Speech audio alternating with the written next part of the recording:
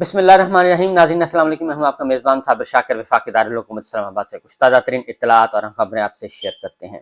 सूरत हाल क्या है इस वक्त पाकिस्तान में? पाकिस्तान में इस वक्त एक लड़ाई चल रही है। एक लड़ाई है हमें नज़र आ रही है और एक लड़ाई है जो हमें नज़र नहीं आ रही। अंदर खाने लड़ाई हो रही है। अंदर खाने की लड़ाई तो मैं बाद में बताता हूँ, पहले ज़रा बाहर की जो लड़ाई हो रही है उसकी एक तस्वीर देख लें। क्योंकि इस वक्त कहा यह जा रहा है और ये साबित करने की कोशिश की जा रही है कि मैं सबसे बड़ा हूँ और मैं हाकिम हूँ इस मुल्क का, मैं बादशाह हूँ और मैं जो चाहूँगा वही होगा, मैं जो चाहूँगा करूँगा और मुझे कोई रोकने टोकने वाला नहीं। ना मुझे आइन रोक सकता है, ना मुझे अदालतें रोक सकती हैं, ना मुझे आलमी बिरादरी रोक सकती है, ना मुझे मीडिया रोक सकता है, ना ही मुझे जमहूरियत के जो रवायात हैं, जमहूरी कानून है वो रोक सकते हैं। मुझे कोई भी नहीं रोक सकता।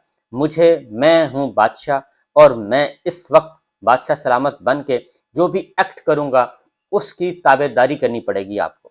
ये एक बुनियादी लड़ाई चल रही है और इस लड़ाई को, इस बादशाहत को तस्लीम करवाने के लिए पाकिस्तान में क्या हो रहा है? पाकिस्तान में आइन को रद्दी की टोकरी में डाल दिया गया है और जो भी आवाज़ उठाता है वो खा चीफ जस्टिस ऑफ पाकिस्तान है, चीफ जस्टिस हाई कोर्ट हैं या ऑनरेबल जजेस हैं, उनके साथ भी वही सलूक किया जा रहा है जो कि आम शहरियों के साथ किया जाता है। यानी उनको भी ब्लैकमेल करने की बातें की जाती हैं, उनको भी ब्लैकमेल किया जा रहा है। और इस वक्त बदतरीन किस्म की एक डिक्टेटरशिप पूरे मुल्क में मुसल्लत है, बदतरीन किस्म की डिक्टेटरशिप। और इस डिक्टेटरशिप को तगड़ा करने के लिए, इस बादशाहत को, शाही निज़ाम को तगड़ा करने के लिए जो हमारे हुक्मरान हैं वो भी उसके दस्तोबाजू बने हुए हैं। वो पूरे के पूरे निज़ाम को बादशाहत की तरफ लेके जाने की कोशिश कर रहे हैं कि ये बादशाहत का निज़ाम है, इसको हमने हर सूरत में आगे लेके बढ़ना है। अब ये मामला क्या है? क्योंकि ये तासुर दिया जा रहा है, ये एक पूरे का पूरा नैरेटिव बनाने की कोशिश की जा रही है और उस नैरेटिव में किस हद तक सदाकत है, असल मसला ये है। और अब तक हमने ये रजीम चेंज का जो सिलसिला शुरू हुआ 14 महीने से, और हमने देखा कि अप्स एंड डाउन आते रहे, लेकिन हर गुजरते हुए दिन में उसमें शिद्दत आई और जो फ्लेवर हमें पहले दिन नज़र आया, जो शिद्दत हमें पहले दिन नज़र आई, आज उससे कहीं ज़्यादा शिद्दत मौजूद है। पहले दिन जो जुल्म हुआ उससे कहीं ज़्यादा जुल्म आज हो रहे हैं। 14 महीने हो गए हैं क्योंकि पाकिस्तान में बुनियादी इंसानी हकूक़ मुअत्तल हैं, अमलन मुअत्तल हैं, लिखे हुए मौजूद हैं, आइन में मौजूद हैं, हम देख सकते हैं, पढ़ सकते हैं, लेकिन उस पर अमल नहीं हो सकता। उसके लिए, इस हदफ को हासिल करने के लिए, इस डिक्टेटरशिप को मुसल्लत करने के लिए हर हरबा इस्तेमाल किया जा रहा है। और उस सिलसिले में एक बहुत बड़ी, क्योंकि ये सियासी जमात, ये पाकिस्तान तहरीक इंसाफ और इमरान खान के ख़िलाफ़ ये ऑपरेशन नहीं है कि आपने इमरान खान का नाम नहीं लेना, आपने पाकिस्तान तहरीक इंसाफ में नहीं रहना। ये मसला कौमी सलामती या कौमी सलामती के न होने का नहीं है। उसकी वजह यह है कि जिसको बुनियाद बनाया जा रहा है वो है 9 मई को बुनियाद बना के ये कहा जा रहा है कि बस अब आप हमारे हैं या फिर हमारे दुश्मन हैं, इधर हैं तो आप हमारे हैं, इधर हैं तो हमारे दुश्मन हैं। ये सिलसिला शुरू किया जा रहा है और बावजूद अब तक के 14 महीने हो गए, अब तक कामयाबी हासिल नहीं हुई। पुरअमन तौर पे ये कामयाबी हासिल नहीं हो पा रही थी, पुरअमन तौर पे ये कामयाबी हासिल नहीं होने पा रही थी। पीडीएम ने भी अपने सारे के सारे कार्ड खेल लिए, तमाम जतन कर लिया। हुक्मरान इत्तेहाद, 14 जमाती हुक्मरान इत्तेहाद ने हर स्टेप करके देख लिया, मीडिया को दबा के देख लिया, जेलों में डाल के देख लिया, सजाएं हो गई, अरशद शरीफ शहीद हो गए, इमरान रियाज खान लापता हो गए और समी इब्राहिम को उठा लिया गया, उनको छोड़ दिया गया और जबरान नासिर को उठा लिया गया, 24 घंटे के अंदर उसको ढेर कर दिया गया। पहले तो ये है कि ये तासुर जो है, ये तासुर तो कम अज़ कम ये तासुर तो नहीं है कि जो चाहें बादशाहत के निज़ाम में, पाकिस्तान में बादशाहत मुसल्लत करके जो चाहें किया जा सकता, नहीं, ऐसा नहीं है। अभी भी बहुत सारी आवाज़ें ऐसी हैं जो उठ रही हैं, जो मार खा रही हैं, जो जेल की सहुलतें बर्दाश्त कर रही हैं, लेकिन उस पर अमल दरामद नहीं हो रहा। उसकी रीज़न ये है कि समी इब्राहिम साहब को, यानी कि पाकिस्तान में इस वक्त ये है कि जिसको चाहें उठा लें, जिसको चाहें अगवा कर लें, जिसको चाहें जो मर्जी कर लें, पूछने वाला कोई नहीं होगा। और हमारी अदालतों के सामने, यानी कि हाई कोर्ट से सुप्रीम कोर्ट तक बेबस हैं, आला अदालतें भी बेबस नज़र आ रही हैं। کیونکہ ان کے احکامات کو کوئی مان ہی نہیں رہا۔ اور high courts, Lahore high court, Islamabad high court, Sindh high court, تمام ہائی کورٹس حکم پاس کرتی ہیں اور لوگوں کی رہائی کا حکم دیتی ہیں، لیکن جو ایگزیکٹو ہے وہ نہیں رہا کرتی۔ کیا ایگزیکٹو اتنی تگڑی ہے؟ کیا یہ سارا کچھ ایگزیکٹو کنٹرول کر رہا ہے؟ نہیں، ایگزیکٹو کنٹرول نہیں کر رہا، بلکہ ہماری جو اسٹیبلشمنٹ ہے اس کو، اور اسٹیبلشمنٹ کے جو سب سے سربراہ ہیں وہ ہمارے آرمی چیف ہیں۔ یہ ممکن نہیں ہے کہ جو اس وقت پاکستان میں ہو رہا ہے، کہ جو کچھ اس وقت پاکستان میں ہو رہا ہے اور جو طاقت استعمال کی جا رہی ہے اس سے ہمارے سپہ سالار جو ہیں وہ ان کے علم میں نہ ہو، یہ چیزیں ان کے علم میں نہ ہو، یا کل کو وہ یہ کہہ سکیں کہ یہ میرے علم میں نہیں تھا۔ ایسا تو ہو نہیں سکتا، کیونکہ جنرل فیض کو جب انہوں نے کوشش کی تو جنرل فیض نے یہ کہا کہ ڈی جی سی کیا کر سکتا ہے، 2 اسٹار جنرل کیا کر سکتا ہے۔ انصار عباسی صاحب سے بات کرتے ہوئے کہا، انہوں نے کہا کہ میں تو احکامات کی تعمیل کر رہا تھا، اور اس وقت کے آرمی چیف جنرل باجوہ صاحب کے یہی احکامات تھے اور میں پوری کر رہا تھا۔ تو اس لیے انہوں نے انڈائریکٹلی یہ کہا تھا کہ اگر آپ نے مجھے ٹرائل کیا، اگر مجھے آپ نے ٹرائل کیا اور میرے خلاف آپ نے کوئی مقدمہ بنانے کی کوشش کی، تو میں تو احکامات کا پابند تھا جنرل باجوہ کے، اور جنرل باجوہ احکامات دے رہے تھے، آرمی چیف تھے، اور میں کر رہا تھا، تو ٹھیک ہے، مجھے آپ پکڑنا ہے تو پکڑ لیں۔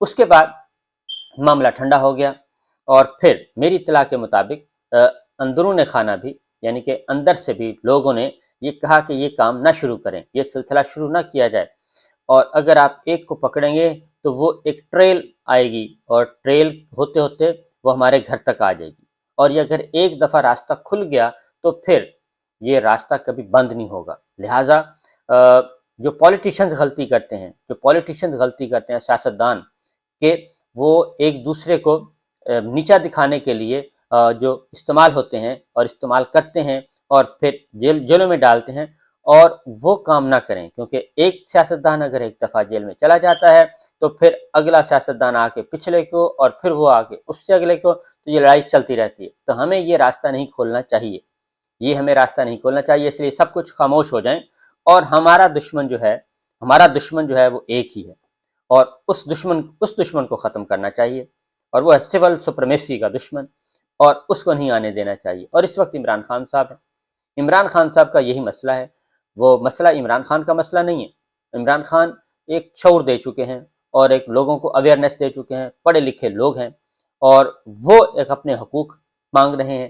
کل ہم نے دیکھا کہ خواتین کو جس طریقے سے جیل میں ڈالا گیا، اور وہ خواتین کیا کہہ رہی ہیں؟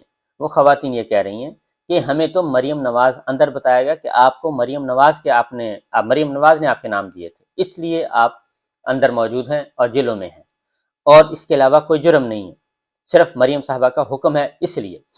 تو مسئلہ یہ ہے کہ اب یہ کہا جا رہا ہے کہ جناب عمران خان جو ہے وہ دشمن نمبر 1 ہے، اور اس کو ختم کرنا ہے ہر صورت میں۔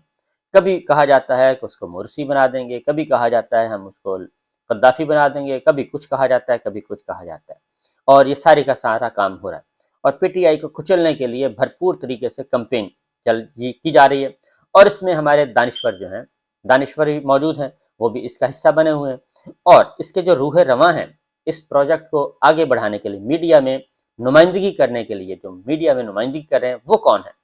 وہ کہتے ہیں کہ عمران خان پہ ایک کراس کا نشان لگ چکا ہے، اب اس کی واپسی کا کوئی امکان نہیں ہے۔ 9 مئی کو ایک بغاوت ہو چکی ہے، اور 9 مئی کے بھی تحقیقات نہیں ہوئیں، ابھی صرف میڈیا ٹرائل کیا جا رہا ہے، 9 مئی کو لے کے ابھی تک میڈیا ٹرائل کیا جا رہا ہے، اور اگر 9 مئی کا واقعہ اتنا ہی بڑا ہے اور اتنا ہی ایسا ہی ہے جیسا کہ بیان کیا جا رہا ہے، تو پھر بہت سارے لوگوں کو رہا کیوں کر دیا گیا؟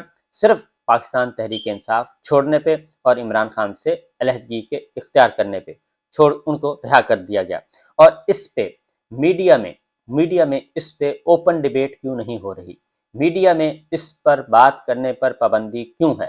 اور اگر یہ سارا واقعہ ایز اٹ از ہے اور اتنا ہی سنگین ہے تو میڈیا کو اوپن کر دینا چاہیے، اور میڈیا اس پہ بات کرے، اس پہ پیکیجز بنائے، اس پہ گفتگو کرے، وہ خود بخود ہی یہ بات چیت سامنے آ جائے گی اگر واقعتاً یہ واقعہ ایسا ہے۔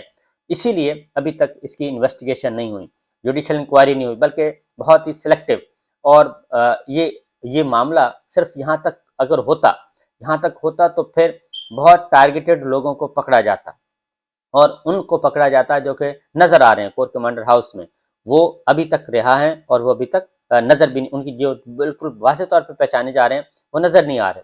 اس کا مطلب ہے کہ سم تھنگ کچھ ہے، ادروائز بھی کچھ ہے جو بیہائنڈ دا سین اس میں جو چیزیں چھپائی جا رہی ہیں، کیونکہ ابھی اعتزاز احسن صاحب، لطیف کھوسہ صاحب، ایاز امیر صاحب، اوریہ مقبول صاحب، بہت سارے لوگ اس کو ہائی لائٹ کر چکے ہیں، ان سارے معاملات کو ہائی لائٹ کر چکے ہیں۔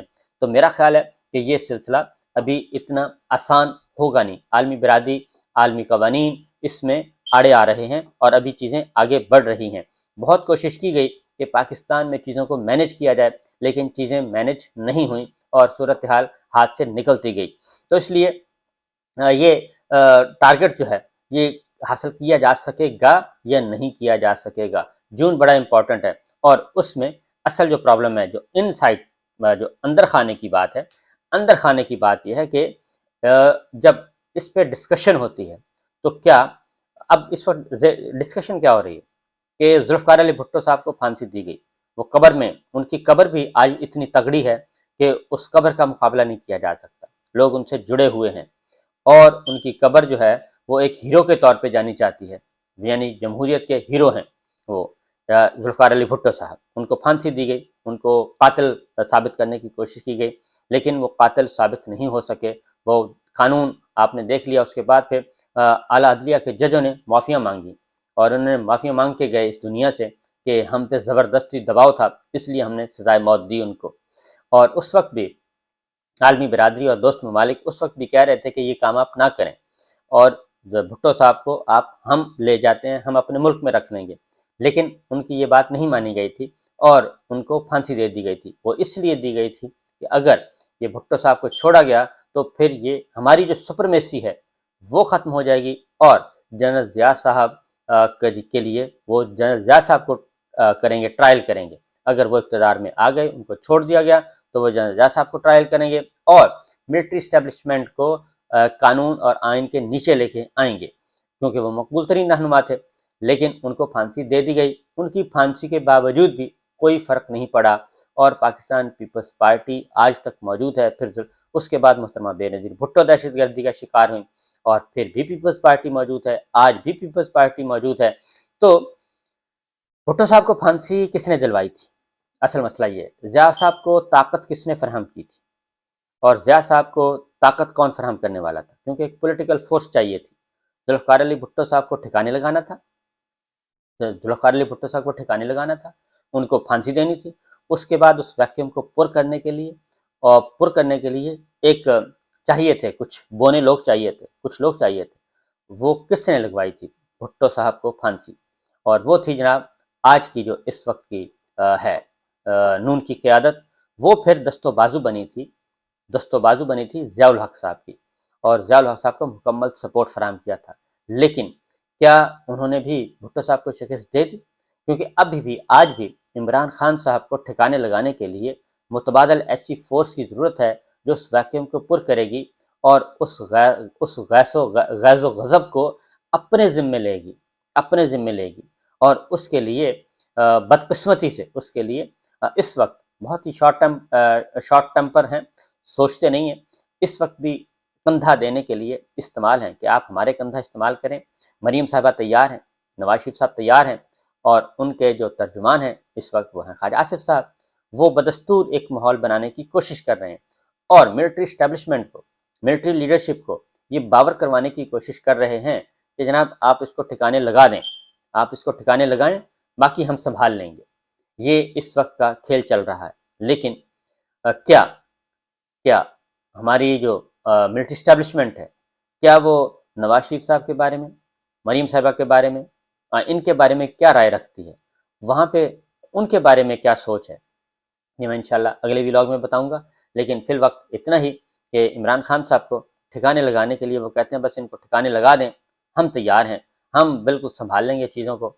لیکن یہ باوجہ میں ابھی بھی کہتا ہوں کہ جتنا مرضی آپ کہہ لیں، جتنی مرضی طاقت اور اختیار ہو، جیلوں میں قید خواتین جو ہیں باہر نکلی ہیں، کل انہوں نے حقیقت بیان کر دی ہے، اور میں صرف ایک ہی سوال کرتا ہوں کہ یہ مریم صاحبہ کیا اتنی ہی طاقتور ہیں، کہ یہ سارے کا سارا سسٹم جو ہے وہ ہائی جیک کر لیا جائے اور ساری کی ساری ریاست ان کے تابع ہو جائے اور ان کے تابع ہو کے کام کرے، جبکہ ابھی تک نہ وہ ایم پی ہیں، نہ وہ ایم این اے ہیں، نہ وہ اقتدار میں ہیں، بلکہ ان کے چچا ہیں اقتدار میں، اور یہ سب کچھ آخر ہو کیا رہا ہے، سوچنے کی باتیں ہیں۔ باقی انشاءاللہ پھر اجازت دیجیے، اللہ حافظ۔